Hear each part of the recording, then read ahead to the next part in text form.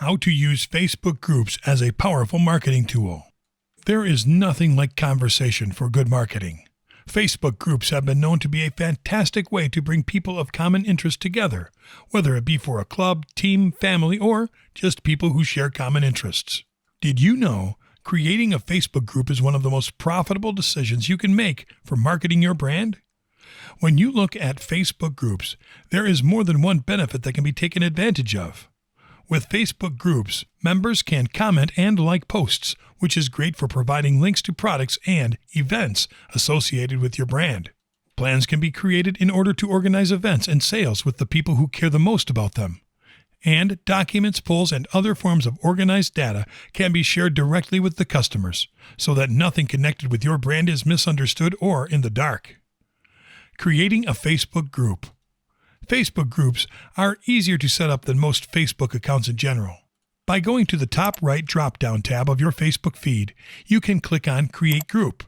From there, you will be brought to a page giving suggestions on what to name your group, as well as the option to invite a few individuals into the group from the get-go. You can choose whether your group will be public or private, but for the sake of your brand, it is recommended to make it public. From there, you can pin the group to your Shortcuts sidebar and customize the group page how you see fit. As always, try to keep the page alluring and user-friendly while keeping a professional tone. How to get the most out of your Facebook group. Simply creating a Facebook group for your brand isn't everything.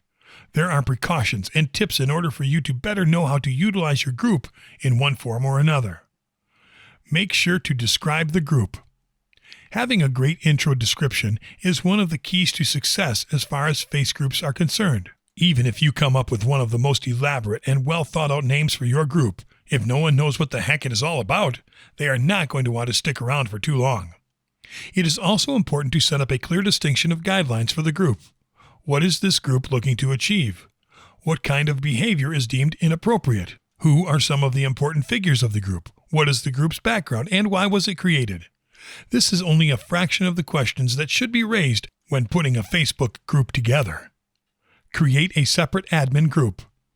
This is a simple yet important piece of advice. If you have a lot of members taking up responsibility to keep the group running, then it might be best to create a secret admin group so that the important discussions are taken to the sidelines, while the main group itself can flourish doing what it was made to do. Do not replace your Facebook page with the group. A Facebook group is meant to be something similar to a tool to better advertise your Facebook page, not the other way around. Whether it be in the description of the group page or a general URL pasted under the Important Information tab, be sure to have an easy way to redirect members of the group to your Facebook page. Pin important posts. No one said that you had to be humble when creating a Facebook group. When new members come along, you are going to want to show off the best posts the group has linked to or made over the time of its creation. Be aware of notifications. As the creator of a Facebook group, your job is not only to bring people together, but to also ensure that only the right content is being introduced into the group. Setting notifications is a great way to see what kind of posts are being made in the group and, more importantly, who is posting them and how often.